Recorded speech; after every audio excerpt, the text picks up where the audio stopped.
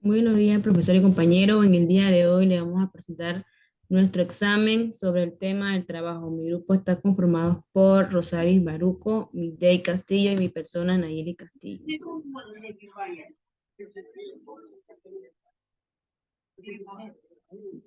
Buen día a todos. Hoy hablando sobre, principalmente, iniciaremos con la historia del trabajo en Panamá.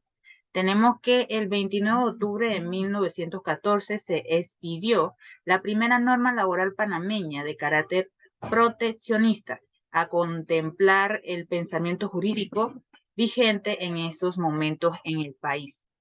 El gobierno encargado por Belisario Porras, tan pronto como culminara la construcción del Canal de Panamá, expidió esta ley que establecía una jornada máxima de 8 horas diarias para los empleados del comercio, un mínimo de 50% de mano de obra panameña en las empresas del país, la no obligación de la labor los domingos y la protección de los menores de edad al prohibir su empleo en trabajos nocturnos y en lugares de expendio de licor, entre otros medios. Fueron extraordinarias estas medidas si se considera que la Constitución vigente en ese momento no se inclinaba por la protección a los trabajadores. Por lo contrario, procuraba la libertad e igualdad en la materia de la contradicción de los empleos, es decir, ninguna protección. Es basada en que los trabajadores y empleadores son iguales ante la ley y la autonomía de la voluntad debe prevalecer entre las partes en los contratos de trabajo. En 1924 se promovió un primer proyecto del Código de Trabajo que consensuaba en la Federación Obrera. En 1923 se había creado la Oficina de Trabajo para registrar, con la anuencia expresa del presidente de la Federación Obrera, la afiliación sindical de los trabajadores. Antes, en 1920, se había rectificado el Tratado de Vallaceles, que puso fin a la Segunda Guerra Mundial y creaba la Organización Internacional del Trabajo. En 1914 se desarrollaba en el mundo un afán por caminar hacia lo que posteriormente se dio la llamada Welfare States o Estado de Bienestar. Panamá, que había experimentado desde 1851 huelgas por las reclamaciones de salarios, que iniciaba entonces una etapa de legislación de proteger desde que los Estados Unidos militarizaron la construcción del Canal de Panamá y prohibieron huelgas a los sindicatos desde 1907. Durante estos 100 años, las normas de trabajo han reflejado en ninguna medida las condiciones económicas ideológicas. El sindicato y el país en sí han llegado a medir que por ello es importante conmemorar y revisar la historia contemporánea de las legislaciones laborales que hemos tenido con perspectiva de futuro. Siguiente compañera.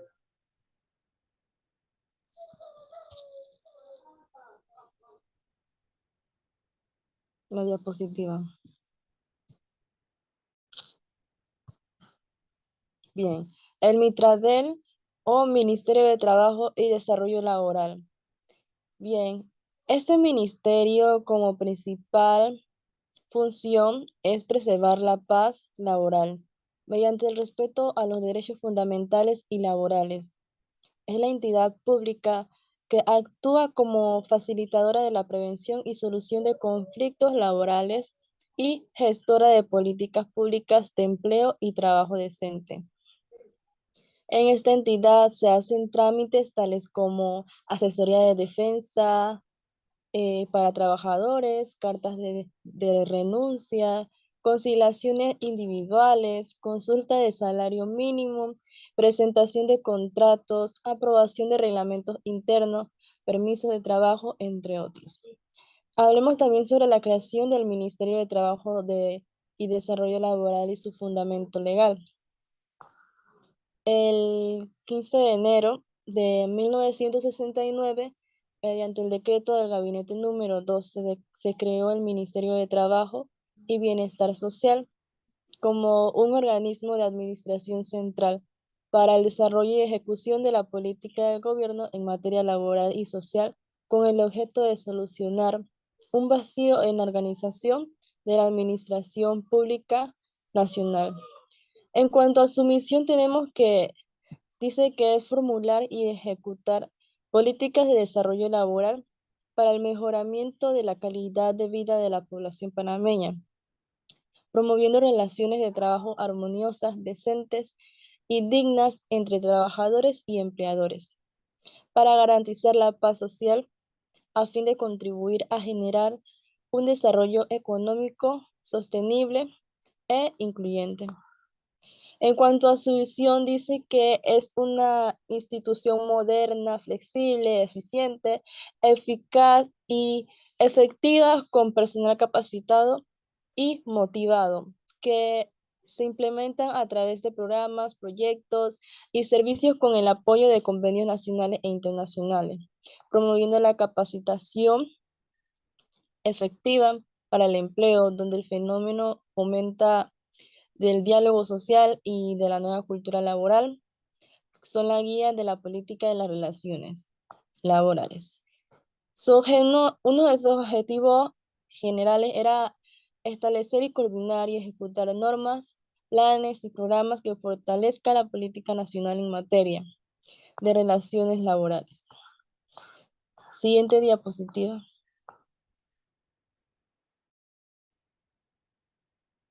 Hablemos sobre el mercado laboral panameño. El mercado laboral panameño es realmente competitivo, de ahí que por el déficit de profesionales calificados, las empresas se encuentran permanentemente a la caza de los mejores candidatos. En vista de esa dinámica, es normal apreciar en el currículo vitae de un profesional muy especializado 3 o más cambios de empleo en el transcurso de un año. En cada uno de esos movimientos, el profesional seguramente ha obtenido mejores beneficios salariales. ¿Cómo están las condiciones de trabajo en Panamá? Por ley, el salario mínimo en Panamá se ajusta cada 2 años. Igualmente, la tasa salarial por hora se calcula según la región, la actividad económica, la ocupación y el tamaño de la empresa. El salario mínimo mensual en Panamá actualmente oscila entre 500 a $700.